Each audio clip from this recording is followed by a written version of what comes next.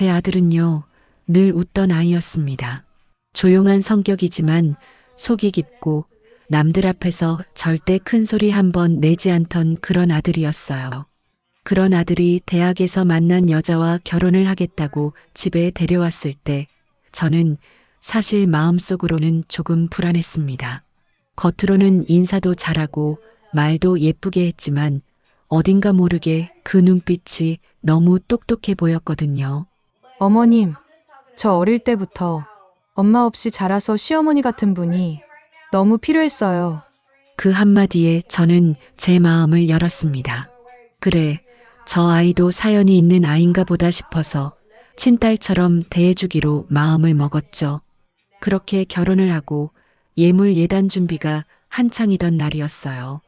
제가 어릴 적부터 모아온 반지, 귀걸이, 목걸이, 제 결혼식 날 친정어머니께서 눈물로 건네주시던 그 예물들을 꺼내놓고 아들에게 말했습니다. 이거 엄마가 결혼할 때 친정에서 받은 거야. 너희 결혼식에도 함께 해줬으면 좋겠구나. 아들은 잠시 머뭇거리다 그러더군요.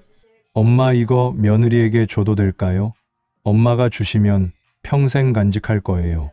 그래요. 제 아들을 사랑해주는 여자라면 그 정도는 줄 수 있다고 생각했습니다. 그런데 결혼식이 끝난 지 석 달이 지났을 무렵부터 며느리의 행동이 달라지기 시작했습니다. 하루는 화장실에서 통화를 하다가 문을 제대로 안 닫은 모양인데 이런 말이 들렸어요. 그 반지 팔았지 뭐 어차피 오래된 거잖아. 금값 올랐을 때 잘 팔았어. 엄마도 고마워하더라. 귀를 의심했습니다. 내 반지를, 내 결혼 예물을 고맙다는 말 한마디 없이 그렇게 팔았다고요? 그것도 친정 엄마에게 감사 인사를 했다니요? 그날 밤 저는 조심스럽게 아들에게 물었습니다. 혹시 내 와이프, 엄마 예물 어디에 뒀는지 알고 있니? 아들은 잠시 멈추더니 조용히 고개를 숙였습니다. 미안해. 엄마 나중에 다시 사드릴게. 와이프가 금값 올랐다고 그냥. 그 순간 숨이 턱 막혔습니다. 다시 사주면 그만일까요? 그건 단순한 금부치가 아니었습니다. 제 젊은 날, 제 어머니가 제게 물려주신 마음이자 추억이자 한 여자의 인생 그 자체였습니다. 며느리는 저를 똑바로 쳐다보며 이렇게 말했어요. 어머님, 저도 이제 가족이잖아요. 어머님 예물, 저도 일부가 될 수 있는 거 아닌가요? 그럼 미리 말씀은 하셨어야죠. 저도 돈이 필요했어요. 그 말을 듣고 저는 무너졌습니다. 그러나 참았습니다. 제가 먼저 나서서 문제를 만들면 아들이 얼마나 힘들어질지 알았기 때문입니다.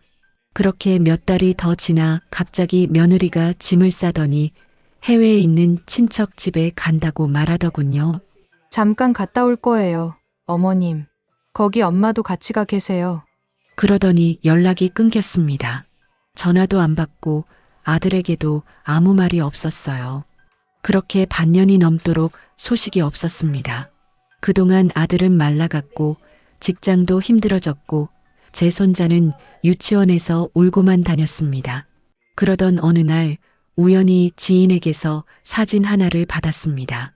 해외 고급 쇼핑몰에서 며느리와 며느리 친정엄마가 명품 매장 앞에서 찍은 사진이었어요. 며느리의 손엔 제 반지와 너무도 똑같이 생긴 디자인이 빛나고 있었습니다. 그 순간 저는 결심했습니다. 참는 게 다가 아니라는 걸 이제야 알았습니다. 그 아이에게 배운 대로 똑같이 되돌려줘야겠다고요. 제가 바로 비행기 표를 끊고 딱 3일 만에 그 나라에 도착했을 때 며느리의 친정엄마가 있는 곳을 알아내는 데는 그리 오래 걸리지 않았습니다. 그날 그 집 앞에서 저는 기다렸습니다.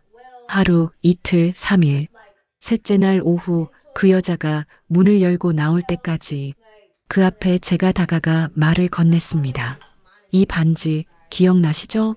그 여자가 당황하며 뒤로 물러섰습니다. 이건 제 어머니 예물입니다. 당신 따님이 팔아넘긴 그 반지요. 그리고 저는 조용히 그녀의 손에 제 반지를 다시 쥐어줬습니다. 자, 다시 드릴게요. 단 이번엔 제 방식으로 돌려드리는 거예요. 그 말을 끝으로 저는 돌아섰습니다. 그 반지 안에는 제가 따로 넣어둔 녹음기가 있었습니다. 며느리와 그 친정 엄마가 했던 대화를 담은 내용이 고스란히 남아 있었죠. 그 대화는 곧 제 아들에게 그리고 법률 상담을 맡은 변호사에게 전달됐습니다. 며느리는 귀국하자마자 소송을 당했고 저희 집에서 가져간 모든 것에 대한 반환 청구를 받았습니다. 아들은 그렇게라도 눈을 떴고 드디어 이혼을 결심하게 되었습니다. 하지만 그때도 전속으로 울었습니다. 어쩌다가 우리 집이 이렇게 됐을까? 그날 이후로 며느리 쪽에선 어떤 연락도 없었습니다. 소송이 시작되자 그녀는 갑자기 태도를 바꿔 아들에게 전화를 걸었습니다. 아들이 그날 제게 들려준 말이 아직도 생생합니다. 엄마, 그 사람이 울면서 전화했어. 자기가 잘못했다고. 제발 다시 생각해달라고 하더라고. 그런데 이상하지 않아? 예전엔 미안하다는 말 한마디도 없던 사람이. 그제야 아들도 느낀 겁니다. 이 결혼이 처음부터 평범한 사랑이 아니었다는 걸요.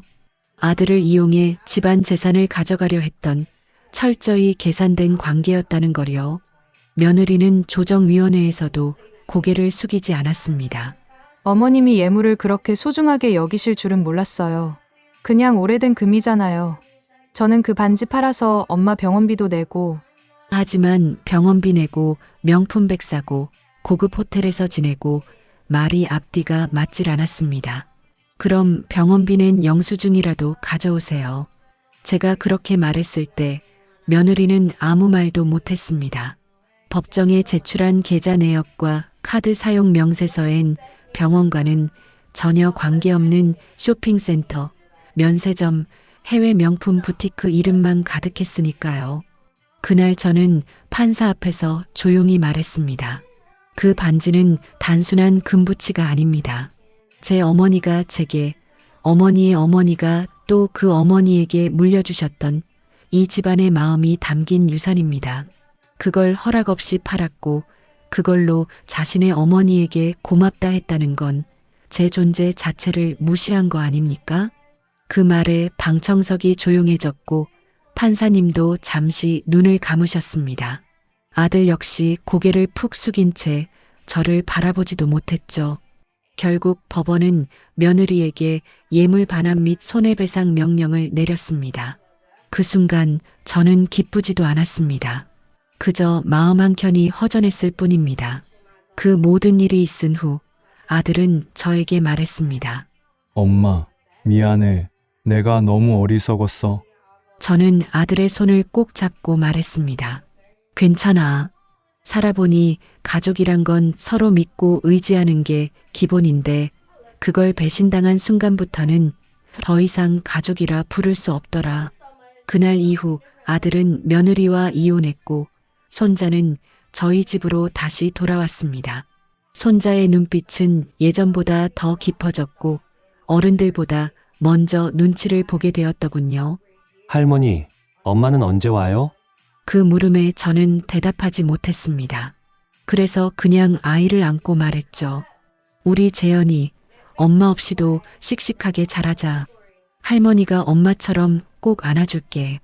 그 말에 아이는 조용히 고개를 끄덕였습니다. 그날 밤 아이가 잠든 방 앞에서 저는 한참을 서 있었습니다. 문틈으로 새어나오는 아이의 숨소리가 얼마나 작고 고운지 그 숨결 하나에도 죄책감이 밀려왔습니다. 내가 좀 더 강하게 말렸어야 했을까?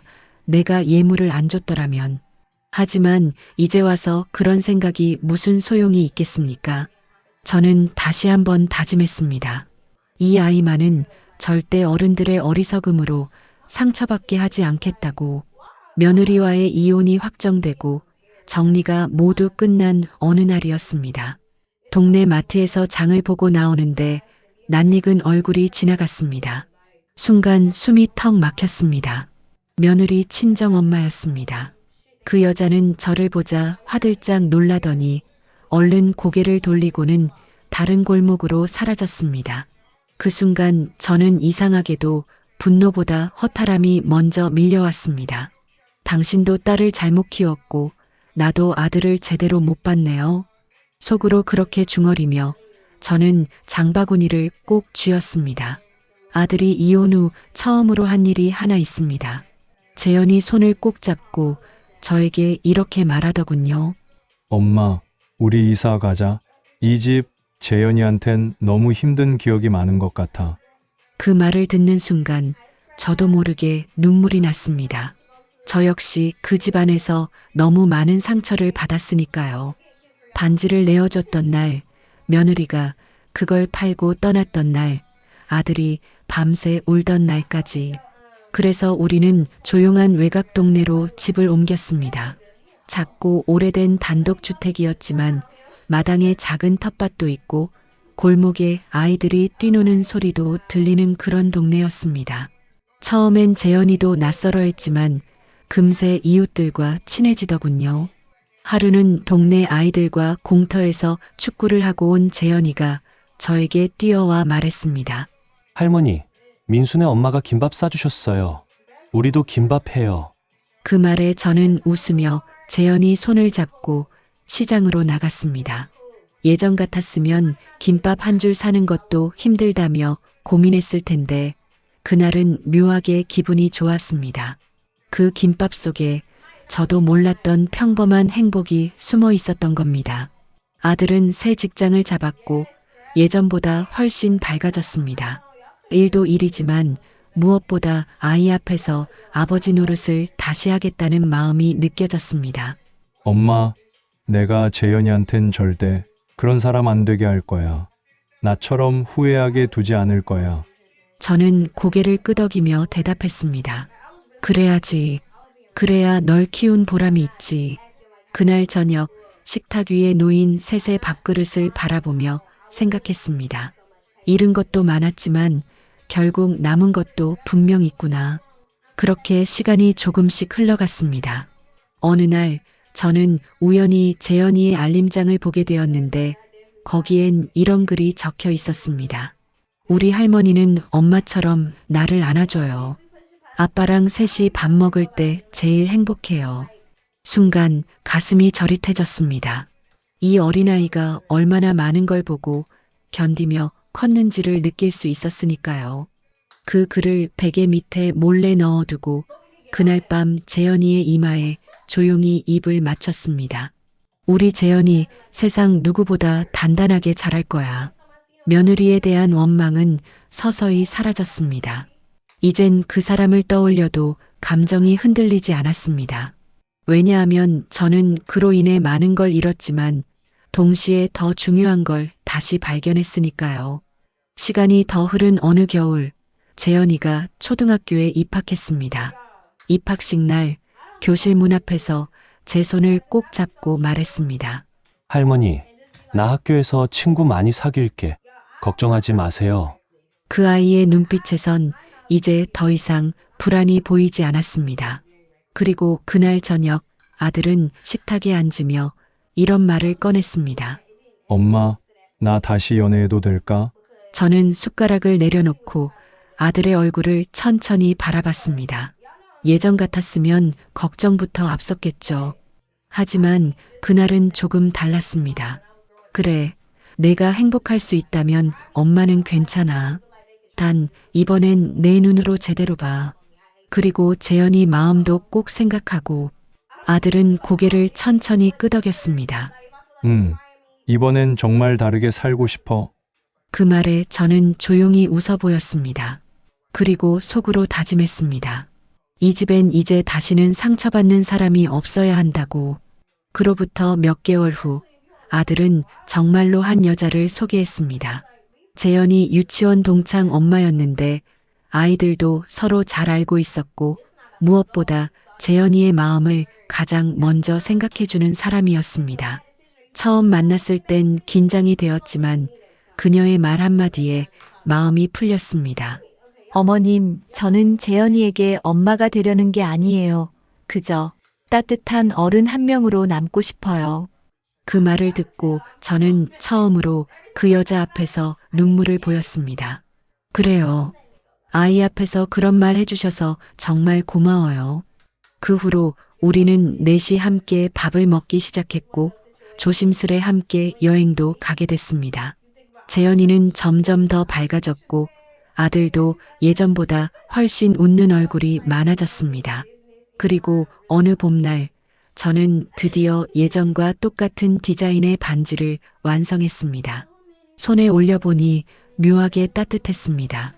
그 반지를 작은 상자에 넣어 장롱 속 깊은 곳에 넣으며 저는 속으로 말했습니다. 이제 진짜 이 집안의 이야기를 다시 써야겠구나. 그날 이후 저는 매일 아침 반지를 한번 꺼내서 들여다보는 버릇이 생겼습니다. 손끝에 닿는 금속의 감촉이 마치 제 인생을 다시 한번 되짚게 해주는 것 같았거든요. 그 반지를 바라볼 때마다 저도 모르게 되뇌이는 말이 하나 있었습니다. 지키지 못한 건 잊지 말되 이제는 내가 지켜줄 것만 생각하자. 하루는 재현이가 저를 따라 안방으로 들어오더니 장롱 앞에 서 있는 저를 빤히 쳐다보더군요. 할머니, 거기 뭐 있어요? 저는 순간 당황했지만 이젠 숨길 필요도 없다는 생각이 들어 조심스레 말했습니다. 여기엔 우리 가족의 약속이 들어있단다. 재현이는 고개를 갸웃거리더니 제 무릎에 얼굴을 기대며 말했어요. 그럼 나도 나중에 그 약속 받을 수 있어요? 그 말에 저는 웃음이 나면서도 가슴이 찌릿했습니다. 그럼 재현이가 따뜻한 사람이 되면 할머니가 꼭 줄게. 그 아이의 눈빛엔 진심이 담겨 있었습니다. 그 이후로 재현이는 작은 일에도 더 책임감 있게 행동하려 애썼습니다. 학교에서 친구가 우는 걸 보면 달래주고 반 친구가 도시락을 안 가져오면 반찬을 나눠줬다고 하더군요. 선생님께서 전화하셔서 그러시더라고요. 어머니, 재현이가 요즘 반에서 제일 따뜻한 아이라 불리고 있어요. 그 말을 듣고 저는 한참을 말없이 웃었습니다.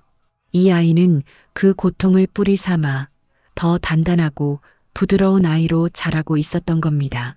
그러던 어느 날 뜻밖의 편지가 도착했습니다. 보내는 사람은 며느리였습니다. 이혼 후 처음이자 마지막으로 연락해 온 거였죠. 편지에는 이렇게 쓰여 있었습니다. 어머님, 저는 지금까지도 제 행동을 후회합니다. 반지는 그냥 금덩어리인 줄 알았습니다. 그런데 그 반지 하나에 그렇게 많은 의미가 담겨 있었다는 걸 이제야 알게 됐습니다. 그리고 마지막 줄엔 이런 말이 있었습니다. 그날 어머님이 제 손에 다시 반지를 쥐어주시던 그 장면을 잊을 수 없습니다. 그게 제 인생에서 가장 창피하고 동시에 가장 고마운 순간이었습니다. 편지를 읽으며 저는 한동안 움직일 수 없었습니다. 분노도 슬픔도 아니었습니다. 그저 덤덤하게 오래된 먼지를 털어내는 느낌이랄까요? 하지만 그 편지를 재현이에게 보여주지는 않았습니다. 그 아이가 다시 흔들릴 필요는 없었으니까요. 편지는 장롱 속 반지 옆에 고이 접어 넣었습니다. 시간이 흘러 재현이는 중학생이 되었습니다.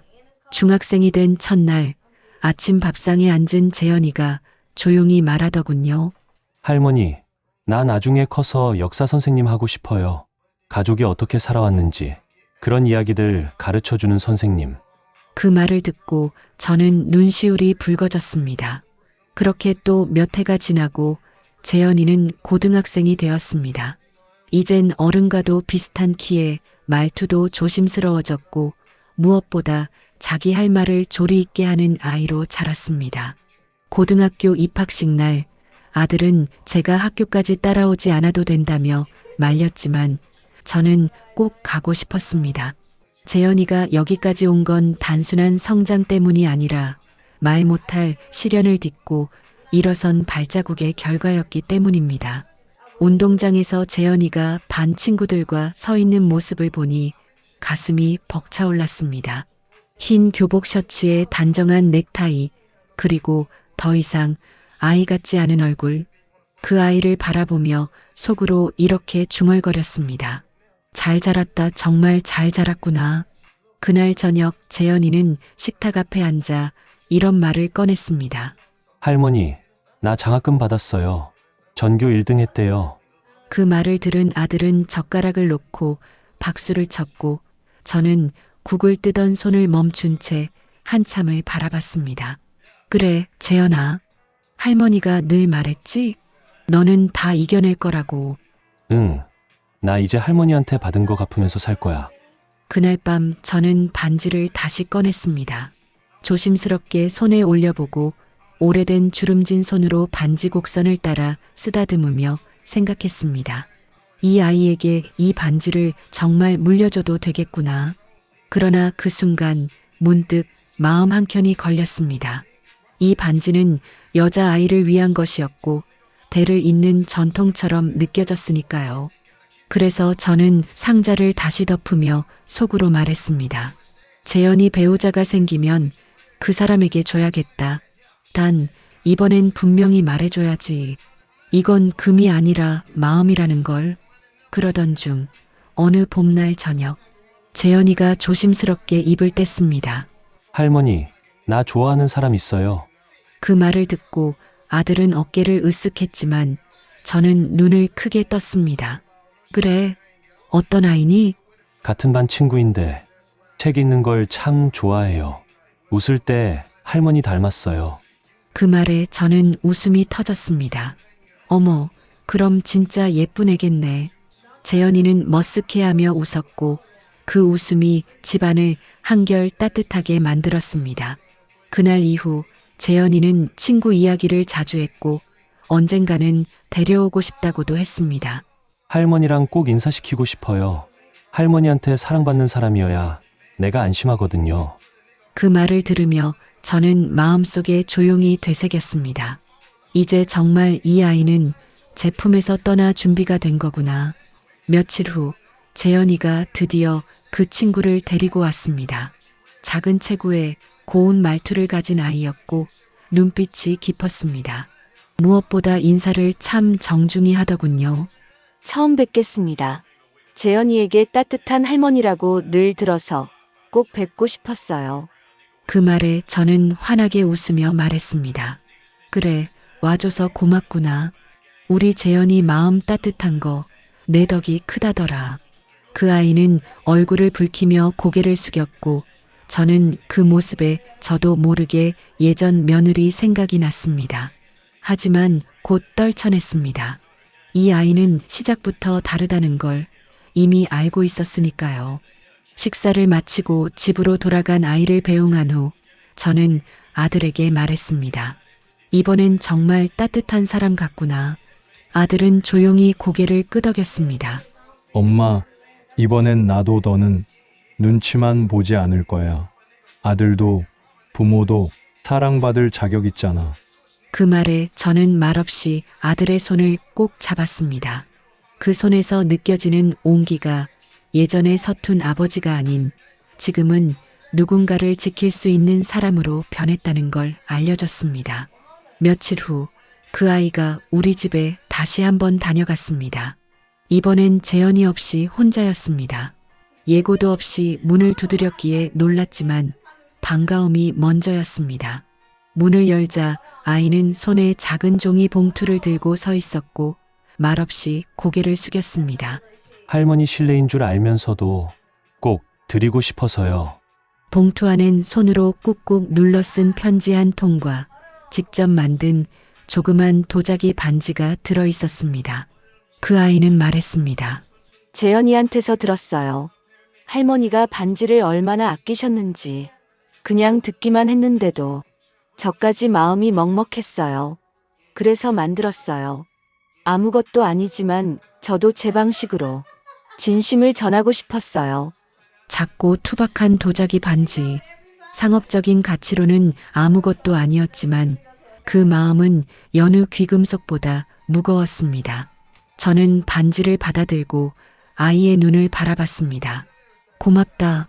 진심으로 이런 건 처음 받아본다. 그 아이는 미소 지으며 말했습니다. 제가 재현이 옆에 오래 있진 못하더라도 그 시간만큼은 절대 후회 없게 만들게요. 그 말을 듣고 저는 조용히 고개를 끄덕였습니다. 그 말이면 충분하다. 이 집에선 마음이 제일 먼저야. 어떤 물건보다 어떤 말보다. 그 아이가 돌아간 뒤 저는 그 반지를 조심스레 장롱 서랍에 넣었습니다.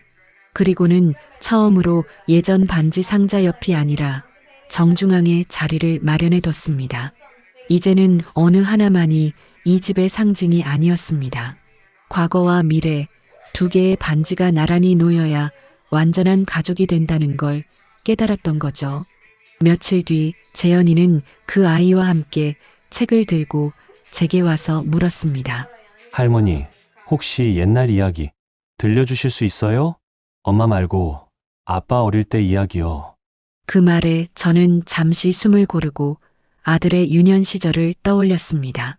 작은 장난감 자동차 하나에 한참을 웃던 아이. 겨울이면 유치원 마치고 와서 제 무릎 위에 꼭 안겨들었던 모습. 그때를 떠올리며 조용히 말했습니다. 내 아빠는 말이야.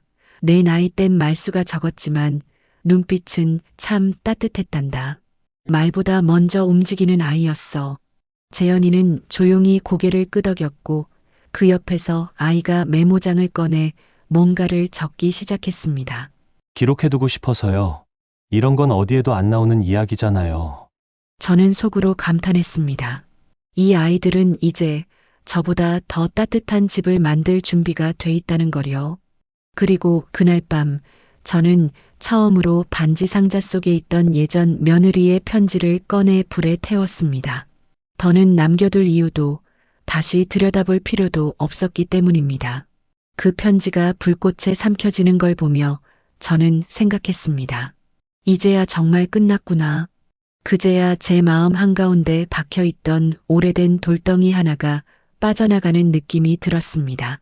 그 후로 저는 매일 새벽에 텃밭을 돌보는 게 일상이 됐습니다. 손에 흙 묻히고 뿌리 다듬고 잎사귀에 벌레를 떼어내는 그 시간이 참 좋았습니다. 재현이도 주말이면 물뿌리개를 들고 딸 하나와 함께 텃밭을 돌보곤 했습니다. 할머니, 이거 다 자라면 뭐해요?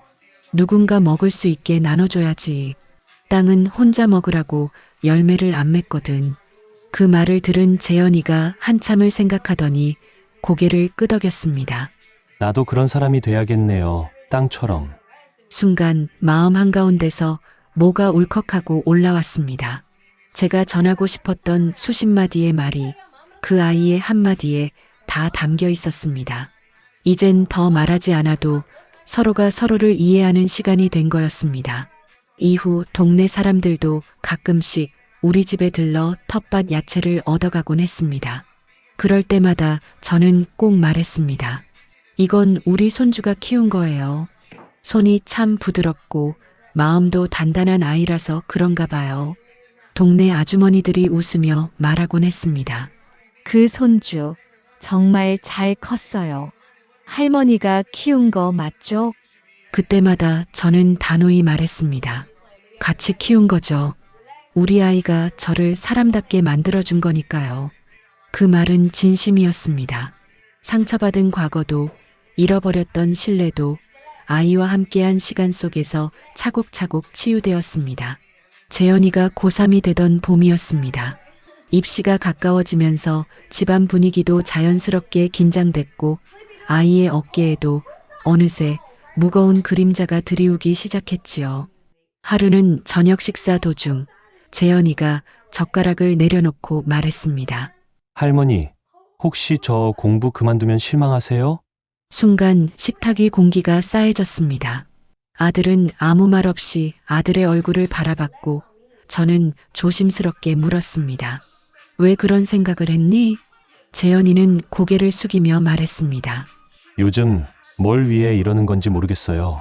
내가 진짜 하고 싶은 건 책 읽는 건데 대학이 꼭 필요한 건지 헷갈려요. 그 말을 들었을 때 저는 아이를 혼내기보다 마음부터 보듬고 싶었습니다.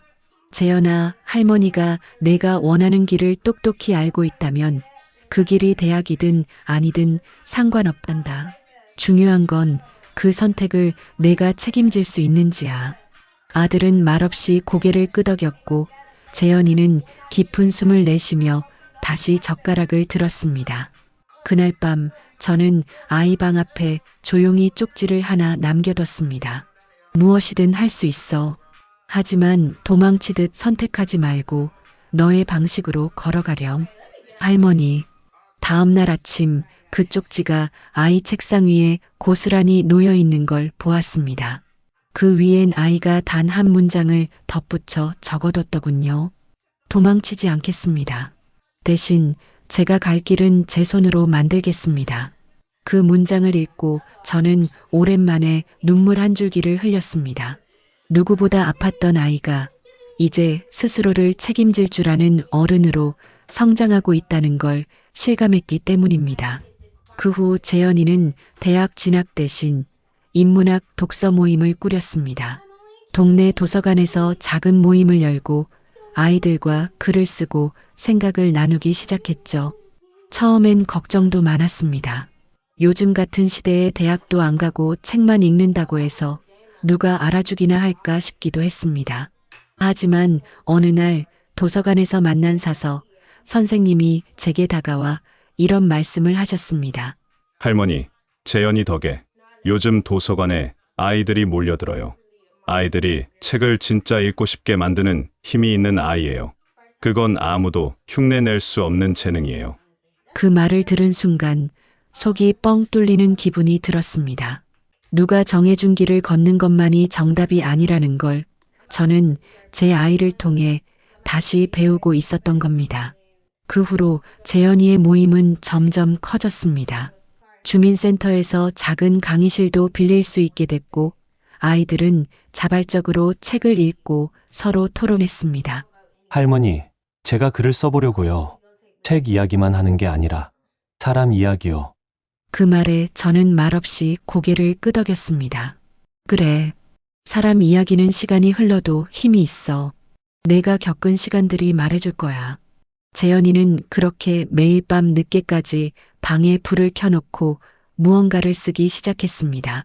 처음엔 단편적인 메모였고 나중엔 짧은 수필이었고 그러다 어느 순간 이야기가 연결되더니 장편처럼 커져갔습니다.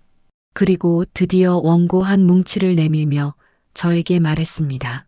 할머니, 제목이 반지예요. 할머니 얘기도 있고 아빠 얘기도 있고 제 이야기까지 담았어요. 그 순간 저는 가슴이 먹먹해졌습니다.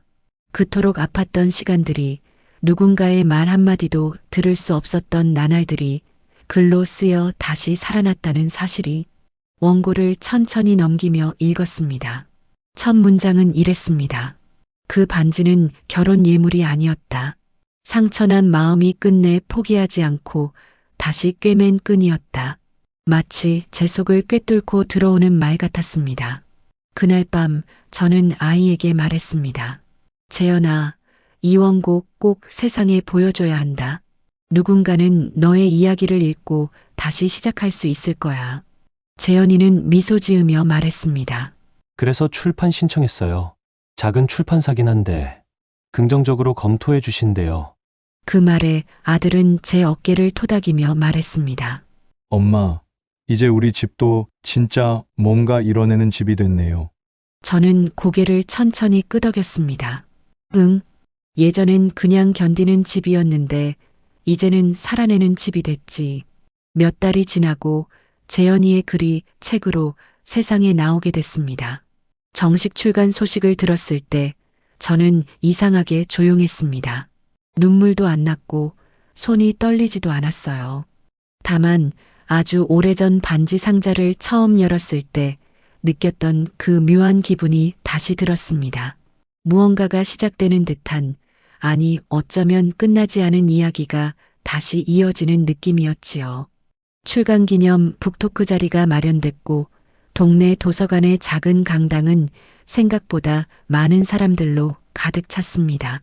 낯선 얼굴도 있었지만 저마다 책을 품에 안고 있었고 조용히 한 페이지를 넘기며 기다리는 모습이 보였습니다. 무대에 선 재현이는 생각보다 침착했습니다. 마이크를 잡고 처음으로 입을 연 순간 그 아이는 작가가 아니라 살아온 시간의 증인처럼 느껴졌습니다. 이 책은 제 이야기만은 아닙니다. 누군가의 침묵 속에서 자란 아이가 있었고 또 다른 누군가는 그 침묵을 껴안으며 하루를 버텼습니다. 그들의 이야기를 그냥 넘기고 싶지 않았습니다. 순간 객석 한쪽에서 숨죽이는 소리가 들렸습니다.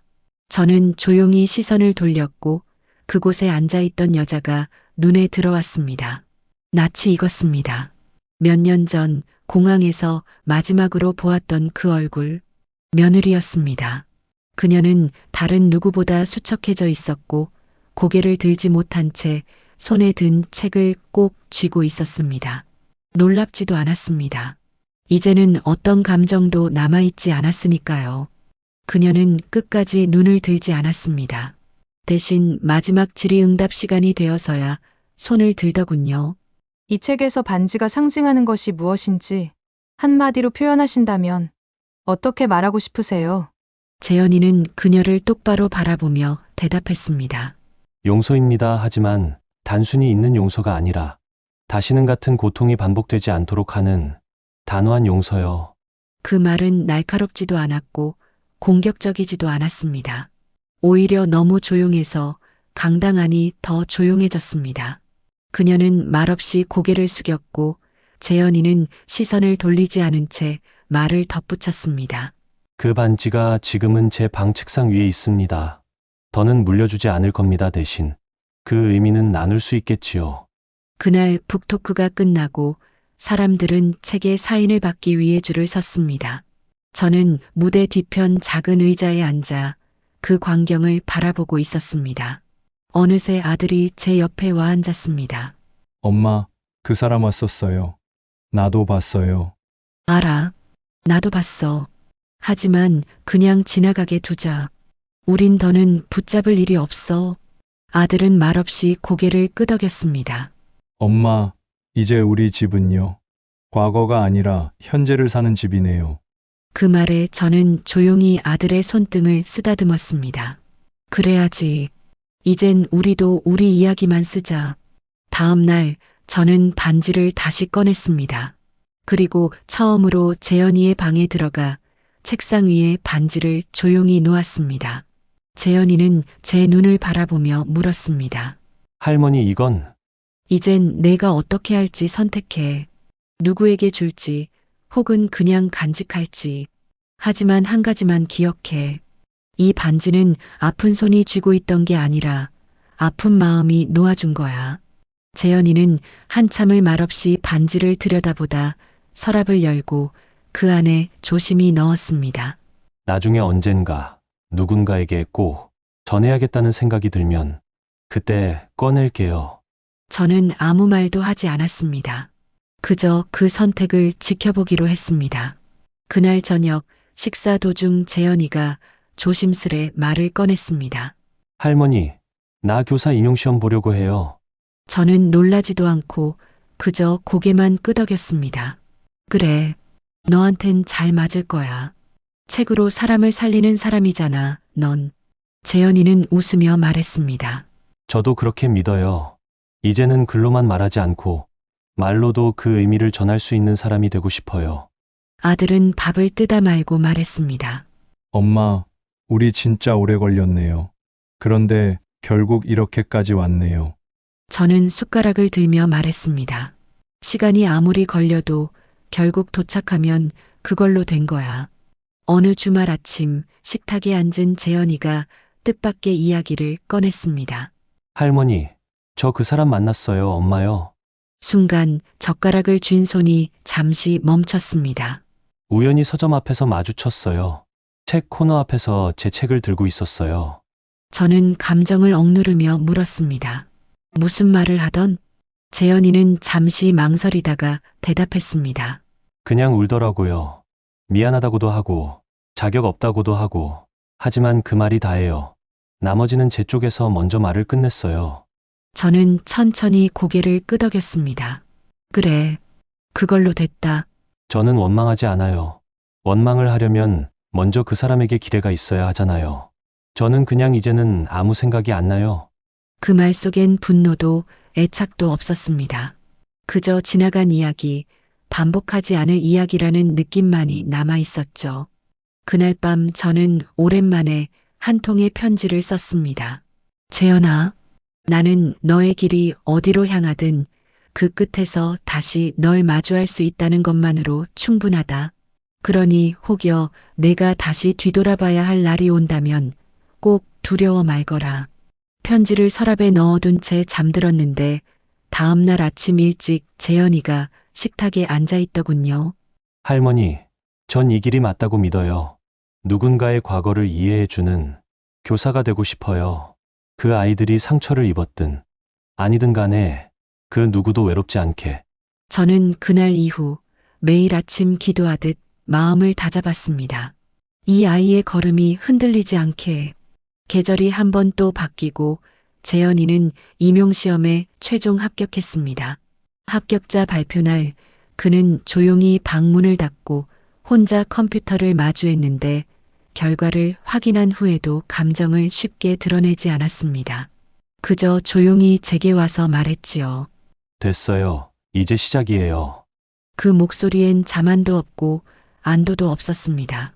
그저 책임이라는 두 글자가 묵직하게 묻어 있었습니다. 합격 축하 자리는 따로 하지 않았습니다. 대신 아들이 식탁에 고기 한 점 더 얹으며 말했습니다. 아들, 정말 수고했다. 이제부터가 진짜다. 저는 웃으며 덧붙였습니다. 그리고 기억해. 사람 가르친다는 건 지식을 전하는 게 아니야. 그 사람의 시간을 같이 살아주는 거지. 재현이는 고개를 숙이며 대답했습니다. 알아요, 할머니. 그래서 저 배워야 할 게 아직 많아요. 그렇게 아이는 첫 발령지를 기다리며 다시 책을 읽기 시작했습니다. 이번엔 시험을 위한 책이 아니라 아이들의 마음을 위한 책들이었죠. 심리학, 교육학, 아이들 글 모음집, 때로는 동화책까지. 밤늦게까지 불 켜진 그의 책상 위엔 늘 수첩 하나가 놓여 있었습니다. 그 수첩엔 아이들의 이름, 특이사항, 수업 중 있었던 일들이 빼곡히 적혀 있었습니다. 발령 첫날 재현이는 새로 산 셔츠에 조심스레 이름표를 달았습니다. 거울 앞에서 넥타이 매는 모습을 뒤에서 바라보며 저는 아주 오래전 제 아들이 결혼식 날 거울 앞에 섰던 모습이 떠올랐습니다. 달라진 건 시간이었고 닮아 있는 건 책임을 앞에 둔 눈빛이었습니다. 출근하는 뒷모습을 바라보며 문 앞에 서 있었는데 재현이가 계단 아래에서 고개를 돌려 말했습니다. 할머니, 다녀올게요. 제가 아이들한테 배운 게 있다면 그건 전부 할머니 덕이에요. 그 말을 끝으로 그는 골목을 따라 사라졌고 저는 마당에 핀 봄꽃을 바라보며 말했습니다. 이젠 너의 계절이구나. 그날 저녁 아들은 오랜만에 제게 술 한 잔을 권했습니다. 엄마, 진짜 수고했어요. 이제는 좀 쉬셔도 되지 않을까요? 저는 잔을 들며 대답했습니다. 쉬는 건 좋지. 하지만 손 놓진 않을 거야. 아직 내가 남겨야 할 이야기가 조금은 남아있거든. 그리고 속으로 중얼거렸습니다. 그 반지를 처음 열었던 날부터 이 모든 이야기는 시작됐던 거구나. 그날 밤 재현이의 방엔 책상 위 조명이 한 줄기만 비추고 있었습니다. 저는 방문을 조용히 밀고 들어가 커튼 너머로 아이의 뒷모습을 바라봤습니다. 책을 읽는 것도 아니었고 글을 쓰는 것도 아니었습니다. 그저 한 장의 사진을 들고 오래도록 가만히 바라보고 있었지요. 그 사진은 오래전 가족 사진이었습니다. 아들이 재현을 처음 안았던 날 며느리가 곁에 서 있고 저는 그들 뒤에 서 있던 그 모습, 그 시절의 웃음은 진심이었을까? 아니면 누군가를 안심시키기 위해 만든 연극이었을까? 재현이는 뒤를 돌아보지도 않은 채 말했습니다. 할머니, 저 사진 버릴까요? 저는 조용히 걸어가 아이 곁에 앉았습니다. 아니, 버리진 말자. 때로는 기억보다 기록이 사람을 더 단단하게 해주는 법이니까. 그 말에 재현이는 고개를 끄덕이며 사진을 책 속에 끼워 넣었습니다. 그럼 잊진 않되 붙들진 않겠습니다. 아이의 말에 억지스러운 다짐도 허세도 느껴지지 않았습니다. 마치 한 사람으로서 감정의 무게를 제대로 알고 있는 이의 말처럼 담담했습니다. 그로부터 며칠 후 재현이는 정식으로 교단에 섰습니다. 그날 아침 저는 도시락을 하나 싸주었죠. 특별한 반찬은 없었지만 알록달록한 채소볶음 옆에 조용히 쪽지를 끼워 넣었습니다. 가르친다는 건 기다리는 거란다. 내가 말하기 전에도 아이가 먼저 다가올 때까지. 저녁 무렵 재현이가 돌아오며 현관에 들어서자마자 말했습니다. 할머니, 오늘 처음으로 아이가 수업 끝나고 저한테 질문했어요. 그냥 수학 문제였는데 질문하는 그 표정을 잊을 수가 없어요. 아이의 눈빛이 한결 깊어져 있었습니다. 누군가의 마음에 진심으로 닿았다는 자신감이 눈동자 안에 은은히 퍼져 있었습니다. 다음 날부터 재현이는 종종 수업 중 아이들과 나눈 대화를 적어오기 시작했습니다. 오늘은 은지가 자기 고양이 이야기를 하다 울었어요. 친구들 앞에서 그랬다고 놀림받을까봐 걱정했는데 반 애들이 다 같이 고양이 이름을 외쳐줬어요. 재현이는 이야기 끝에 이렇게 덧붙였습니다. 제가 그 반에서 유일하게 가르친 게 있다면 울지 말라는 게 아니라 누군가 울고 있을 때 같이 있어주는 거였어요. 그 말을 들은 저는 한동안 말없이 가스레인지 앞에서 국을 적고 있었습니다. 그래, 결국 저 아이는 자기만의 방식으로 세상을 이해하고 있구나. 며칠 후 학교에서 연락이 왔습니다. 재현이가 담임으로 맡고 있는 반에서 프로젝트 수업을 했는데 아이들이 주제를 가족으로 정하고 직접 에세이를 썼다고 하더군요. 담임교사로서 재현이도 한 편의 글을 함께 제출했답니다. 저는 며칠 뒤 재현이가 건네준 그 글을 조용히 읽어내려갔습니다. 그 첫 문장은 이랬습니다. 나는 반지를 돌려받은 적이 없다. 하지만 그보다 더 소중한 마음을 계속해서 전달받고 있다. 글은 결코 화려하지 않았습니다. 오히려 단어 하나하나가 꼭 맞는 자리에 놓인 듯 수줍지만 흔들림 없는 언어로 이루어져 있었죠. 그 글 속에 저는 있었습니다. 화내지 않던 손, 기다리던 눈빛, 하루하루를 살아내던 한 사람의 기록이 그대로 녹아 있었죠. 아들은 그 글을 함께 읽으며 말했습니다. 엄마, 이제 알겠어요. 우리 재현이 이 집안의 역사를 품고서도 그걸 무기로 삼지 않는 아이예요. 저는 고개를 끄덕이며 대답했습니다. 그래, 그 아이는 기억을 짐이 아니라 연료로 쓰는 법을 아는 거야. 그날 밤 저는 오랜만에 바느질 상자를 꺼냈습니다. 재현이 어릴 적 입혔던 작은 조끼가 눈에 띄었고 바랜 색깔 사이로 삐뚤빼뚤했던 제 바느질 자국도 보였습니다. 그 조끼 주머니 안에 작은 종이 조각이 하나 들어 있었습니다. 할머니, 나 커서 꼭 책 쓸 거예요. 무슨 나이에 쓴 건지 기억도 나지 않던 그 글을 보며 저는 오랫동안 그 조끼를 무릎에 올려놓고 앉아 있었습니다. 이 아이는 처음부터 이 길로 향하고 있었던 겁니다. 그 모든 흔들림과 돌아섬조차도 결국 이 자리로 이끌기 위한 긴 곡선이었을 뿐이었죠.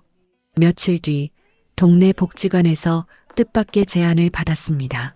재현이의 책이 아이들 사이에서 입소문이 나고 교육 관련 방송 프로그램에서 청년 교사 특집을 준비 중이라며 인터뷰 요청이 들어온 거였습니다.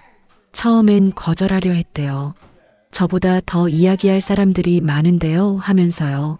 그런데 제작진 쪽에서 마지막으로 한마디를 덧붙였다더군요.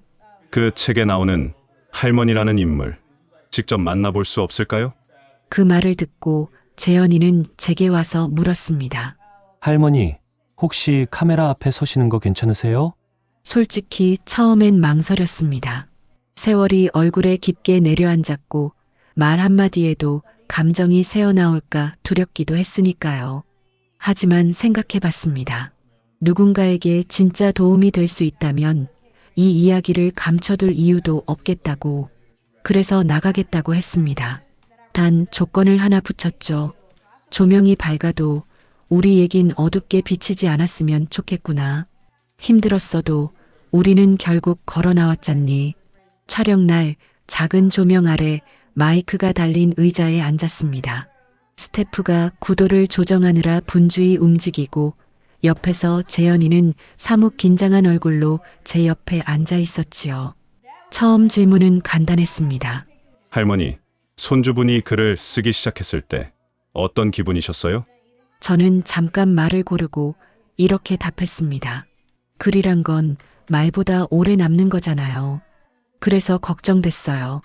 이 아이가 어떤 기억을 남기게 될지 하지만 막을 수는 없었죠. 결국 자기만의 방식으로 삶을 꿰매는 거니까요. 촬영은 내내 조용히 차분히 흘러갔습니다. 그날 밤 방송 예고편이 짧게 올라왔고 다음 날 동네 장 보러 나가니 사람들이 조용히 손을 잡고 인사하더군요. 할머니, 참 멋있게 사셨네요. 그런 사랑 아무나 못 받아요. 그 말이 꼭 칭찬 같지는 않았습니다. 오히려 지나간 시간에 대한 위로처럼 느껴졌죠. 며칠 후 방송이 정식으로 나가고 나서 한 통의 편지가 집 앞으로 배달됐습니다. 보낸 사람 이름은 없었습니다. 다만 봉투 속엔 오래된 음반지 하나가 들어 있었고 손글씨로 단 몇 줄만 적혀 있었습니다. 어릴 적 저도 할머니께 반지를 물려받았지만 제대로 못 지켰습니다. 방송을 보고 문득 제 할머니가 생각났어요. 그래서 이 반지를 당신 손에 잠시라도 두고 싶습니다. 저는 그 반지를 손에 쥔 채 한참을 앉아 있었습니다. 어디선가 보이지 않는 시간 속에서 이어진 고백 같았거든요. 그날 저녁 식탁에서 저는 조심스레 반지를 꺼내놓고 재현이에게 말했습니다. 이건 누군가의 미안함이 담긴 반지야. 무겁지? 그런데 말이야, 사과는 반드시 직접 해야 진심이라고 생각했는데 꼭 그렇지만은 않은가 보다. 재현이는 한참을 바라보더니 조용히 말했습니다. 그 반지도 우리 반지 옆에 놓을까요? 그래, 그렇게 하자. 이름은 몰라도 마음은 함께 남길 수 있으니까. 이제 우리 집 장롱 속 상자에는 반지가 2개가 들어 있었습니다. 하나는 할머니로부터 전해 내려온 유산, 다른 하나는 어디선가 건너온 사과의 조각. 그 둘은 금속이지만 동시에 아주 부드러운 감정을 품고 있었습니다. 그 후로도 우리 집엔 다양한 손님이 다녀갔습니다. 교육청에서 연수 요청이 들어오기도 했고 재현이를 통해 상담을 요청하는 학부모들도 늘었습니다. 하지만 우리가 자주 나서거나 목소리를 높이진 않았습니다. 그저 평소처럼 마당을 돌보고 도시락을 싸고 방 한 칸에 불을 켜고 조용히 책을 읽는 생활을 이어갔습니다. 그 시간들이 어느새 새로운 가족의 형태가 되어갔습니다. 한 번은 재현이가 말했습니다. 할머니, 나 언젠가 책을 하나 더 쓸 거예요. 이번엔 반지 얘기가 아니라 우리 집 전체 이야기요. 그래서 제목을 뭐라고 붙일 건데 아이의 입꼬리가 살짝 올라가더니 이렇게 말하더군요. 오래된 집이요. 지나간 걸 붙들지 않으면서도 사라지지 않게 기록하는 집. 저는 천천히 숨을 들이마셨습니다. 좋다. 그런 집이라면 나도 다시 태어나고 싶다. 그로부터 계절이 2번 바뀌고 재현이는 정식 발령을 받은 학교에서 어느새 2년 차 교사가 되어 있었습니다. 가끔은 수업이 끝난 뒤에도 아이들 몇 명이 교무실 앞에서 기다리고 있다가 선생님, 이거 좀 봐주세요 하며 쓴 글을 내밀곤 했습니다. 재현이는 그럴 때마다 손으로 정성껏 코멘트를 적고 맞춤법 틀린 곳은 고쳐주되 한 번도 빨간 펜을 쓰지 않았습니다. 아이들 글 위에 빨간색은 너무 눈에 띄거든요. 틀린 걸 지적하는 것보다 계속 쓰게 만드는 게 중요하잖아요. 그 말은 예전 그가 처음 쓴 원고를 떠올리게 했습니다. 한 문장씩 조심스레 깨어가며 무엇을 쓰는 것이 아니라 어떻게 살아온 걸 써야 할지를 고민하던 모습이 문득 떠올랐지요. 그 무렵 저는 작은 결심을 하나 했습니다. 집 마당 뒤편 비어있는 창고를 정리해 조그만 책방을 하나 만들기로요. 파는 책도 아니고 대여를 하는 것도 아니었습니다. 그저 지나가다 들른 이들이 한두 권 앉아서 읽을 수 있도록 책과 의자와 따뜻한 조명을 준비한 공간. 이름도 붙이지 않았습니다. 간판도 달지 않았고 운영 시간도 없었죠. 그런데도 이상하게 사람들은 아름아름 찾아왔습니다. 누군가는 오래전에 잊어버린 책을 꺼내보고 누군가는 아무 말 없이 오래 앉았다가 조용히 나가곤 했습니다. 책방 한켠에는 손글씨로 이렇게 적어뒀습니다. 이 공간은 누구에게도 재촉하지 않습니다. 천천히 머물다 가셔도 됩니다.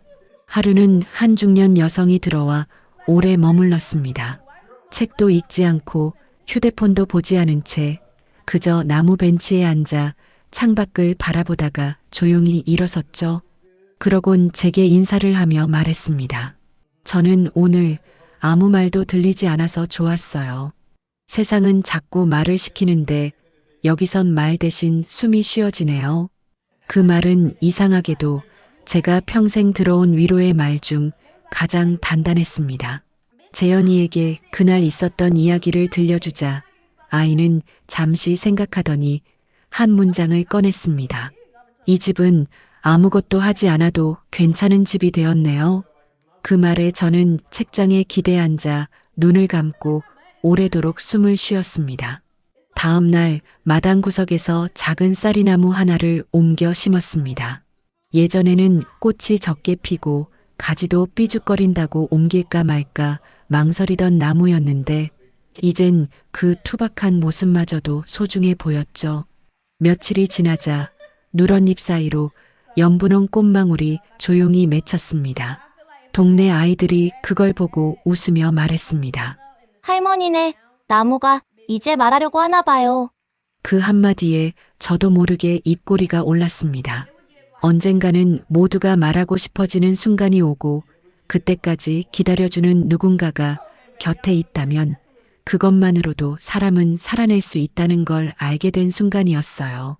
시간은 여전히 흐르고 계절은 바뀌고 이 마당에도 나이가 들어갑니다. 하지만 그 안에서 자라고 있는 건 단순한 식물이 아니라 사람의 마음이었습니다. 저는 지금도 매일 아침 반지를 꺼내는 대신 창고 책방에 들어가 작은 창문을 열고 제일 아래 칸 책을 꺼내 먼지를 털어줍니다. 그 책은 오래전 재현이가 처음 쓴 책. 그 첫 문장을 손끝으로 천천히 짚어가며 읽을 때마다 저는 생각합니다. 이 집의 시간은 흘러가는 게 아니라 쌓여가고 있구나. 초여름이 되자 책방 마당 끝에 심어둔 감나무에도 연초록 열매가 하나둘씩 맺히기 시작했습니다. 그 나무는 남편 생전에 마당 한켠에 심었던 거였습니다. 그땐 아들이 유치원 다닐 무렵이었고 나무는 성가실 정도로 자라지 않던 왜소한 가지였죠. 오랫동안 잊고 살다가 얼마 전 가지치기를 하다 보니 거기에 조그만 꽃이 피어 있었습니다. 그리고 올해 처음으로 열매를 맺었지요. 누가 일부러 챙기지도 않았는데 어느 날 자연스레 맺힌 열매. 재현이가 그것을 보고 웃으며 말했어요. 이 감나무, 할아버지가 심으셨던 거죠? 응, 내 아빠보다 작을 때 심었지. 근데 이상하지 않니? 그동안 열매 하나 안 달리더니 올해 들어 처음 열렸어. 재현이는 고개를 끄덕이며 중얼거리듯 말했습니다. 기다림도 시간을 먹고 자라나 봐요. 그 말에 저는 잠시 말을 잇지 못했습니다. 꼭 누군가가 제 마음속 오래된 서랍을 슬쩍 열어본 듯한 기분이었어요. 그날 이후 동네 아주머니 몇 분이 책방에 찾아와 말했습니다. 우리도 이런 공간 하나 꾸미고 싶어요. 조용히 책만 보는 공간, 말 안 해도 되는 시간. 저는 환하게 웃으며 대답했습니다. 그럼 다 같이 해봐요. 이 공간도 혼자 만든 게 아니었어요. 사실은 저도 누군가의 손을 빌렸거든요. 그렇게 작은 마을 프로젝트가 시작됐습니다. 이름도 없이 모인 사람들, 각자 다르게 늙어가고 있었지만 모두 책 한 권 정도는 품에 안고 싶은 사람들이었습니다. 책을 읽는 모임이 아니라 책을 읽어도 된다고 말해주는 모임이었죠. 하루는 재현이가 퇴근 후 책방에 들러 조용히 구석자리에 앉더니 제게 조심스럽게 무언가를 건넸습니다. 한 권짜리 원고였습니다. 할머니, 이건 아직 출간할 생각은 없어요. 그냥 저 자신에게 쓰는 기록이에요. 저는 표지를 넘기지 않고 그대로 두 손으로 받았습니다. 그럼 나도 안 읽을게. 언젠가 너 자신이 허락하면 그때 읽을게. 재현이는 살짝 미소 지으며 고개를 끄덕였습니다. 고맙습니다. 언제나 그런 사람이라서. 그날 밤 저는 책방 뒷문을 열고 감나무 아래에 작은 돌멩이 2개를 포개 놓았습니다. 아무 이유 없이 단지 마음이 그 자리를 필요로 한다고 말하길래요. 며칠 후 재현이의 학교에서 연락이 왔습니다. 그가 맡은 반의 아이 중 한 명이 가정 문제로 정서적으로 불안정해져 며칠간 등교를 하지 않는다는 소식이었습니다. 담당 교사는 물론이고 학부모와의 접촉도 어렵다더군요. 재현이는 그날 늦은 밤까지 잠을 이루지 못했고 이틀 뒤 직접 그 아이의 집 앞에 조용히 책 한 권을 두고 왔다고 했습니다. 그 책은 어린 왕자. 표지 안쪽에 짧게 메모를 남겼다더군요. 넌 아직 너 자신을 모를 뿐이야. 혼자라고 생각하는 동안 누군가는 너를 찾고 있었단다. 며칠 뒤 그 아이가 조용히 교실 문을 열고 들어왔고 책가방 안에는 그 책이 있었답니다. 한 장 한 장 접힌 자국이 선명하게 남은 상태로 그 이야기를 들은 날 저는 오래간만에 반지를 꺼냈습니다.